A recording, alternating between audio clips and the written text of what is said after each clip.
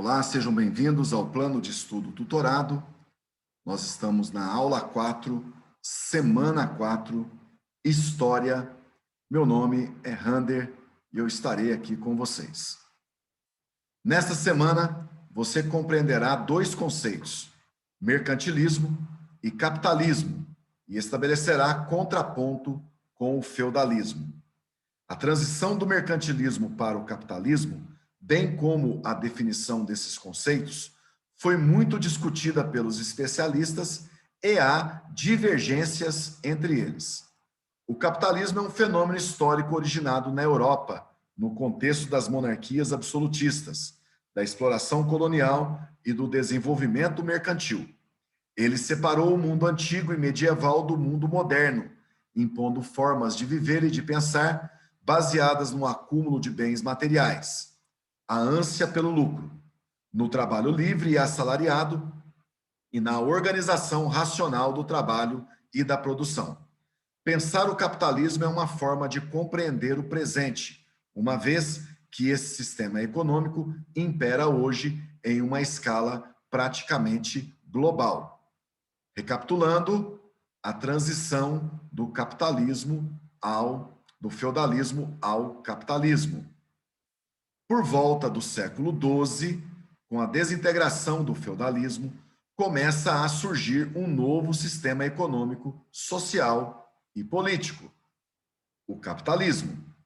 A característica essencial do novo sistema é o fato de, nele, o trabalho ser assalariado e não mais servil como no feudalismo. Outros elementos típicos do capitalismo: economia de mercado, trocas monetárias, grandes empresas e preocupação com lucro. O capitalismo nasce da crise do sistema feudal e cresce com o desenvolvimento comercial, depois das primeiras cruzadas. Foi formando-se aos poucos durante o período final da Idade Média, para finalmente dominar toda a Europa Ocidental a partir do século XVI. Mas foi somente após a Revolução Industrial, iniciada no século XVIII na Inglaterra, que se estabeleceu o verdadeiro capitalismo.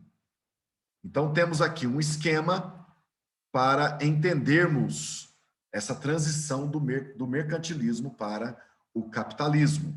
Nós temos aqui a formação dos estados nacionais, o Estado mais a burguesia, dando origem ao expansionismo europeu. Nós tivemos o pioneirismo português. Também tivemos transformações econômicas com o surgimento do mercantilismo. Aqui algumas características do mercantilismo, né? O metalismo, a balança comercial favorável, o intervencionismo estatal e a evolução para o capitalismo, acumulação primitiva de capitais, aumento da produção e do comércio e o início do trabalho assalariado. E vamos para as atividades dessa semana. Entre os séculos XVI e XVIII, as monarquias nacionais adotaram um conjunto de ideias e práticas econômicas visando garantir e ampliar as riquezas do Estado. Qual nome foi atribuído pelos economistas a partir do século XVIII a esse conjunto de ideias e práticas? Foi chamado de mercantilismo. Letra B. Quais características costumam definir esse conjunto de práticas e ideais? A riqueza de uma nação era medida pela quantidade de metal precioso que acumulasse, que é o metalismo, além da balança comercial favorável e do protecionismo. Letra C. Como essas ideias e práticas transformaram a economia e a sociedade europeia? Os estados europeus absolutistas desenvolveram ideias e práticas econômicas cujo objetivo era fortalecer o poder dos reis e dos países através da acumulação interna de ouro e prata. Número 2, Leia a reportagem abaixo e faça o que se pede.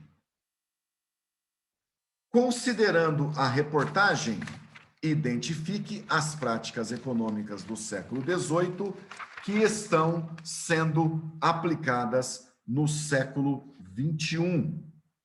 Os princípios iluministas inspiraram movimentos revolucionários em todo o mundo ao valorizar a ideia de liberdade, igualdade de direitos e ampliação de direitos civis, além de aparecer no texto ideias mercantilistas e protecionistas, como o presidente norte-americano Donald Trump defende nessa reportagem.